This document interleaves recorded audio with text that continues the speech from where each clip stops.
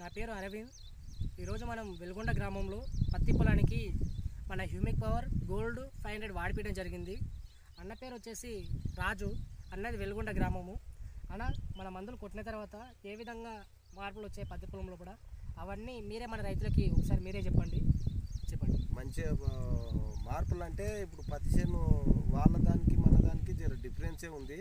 Okay, మనకు ఏ కాడుకున్నా కానీ జర మంచిగా వచ్చింది చేను.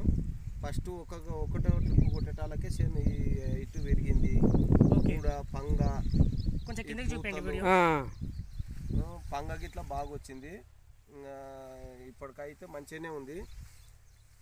ఇంకా మన పొలం లోపల కొమ్మలు రావడం కానీ, గూడ రావడం కానీ, లేతాకులు రావడం కానీ దాదాపు ఇప్పటికి 10 రోజుల వ్యవధి అవుతుంది. ఇవన్నీ చెట్టు లోపల చాలా తేడా ఉంది.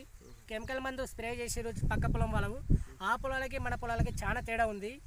ఇవన్నీ పొలం లోపల మంచిగా జరుగుతున్నవి. ప్రతి ఒక్క రైతుకి చెప్పేది ఒకటే, ఓల్సీ కంపెనీ మందులు చాలా మంచిగా పనిచేస్తున్నవి. ఏ రైతు ఏ మందు తీసుకొని కొట్టినా కూడా దానికి తగ్గట్టు రిజల్ట్ వస్తుంది. ప్రతి ఒక్కరు వాడండి. మీకు సొంతంగా ఏమనిపిస్తుంది? ప్రతి ఒక్క రైతుకి ఏమని సజెషన్ ఇవ్వగలగాలి? ప్రతి ఒక్క రైతుకి ఏమని చెప్తారన్నా? ఈ మందులు కొడితేనే బాగుంటుంది అనేది నా ఆలోచన.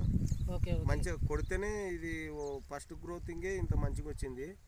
రెండో కిట్టు కొడితే ఇంకా మంచిగా వచ్చి కాయలు ఎక్కువ పట్టే అవకాశం కూడా ఉంది.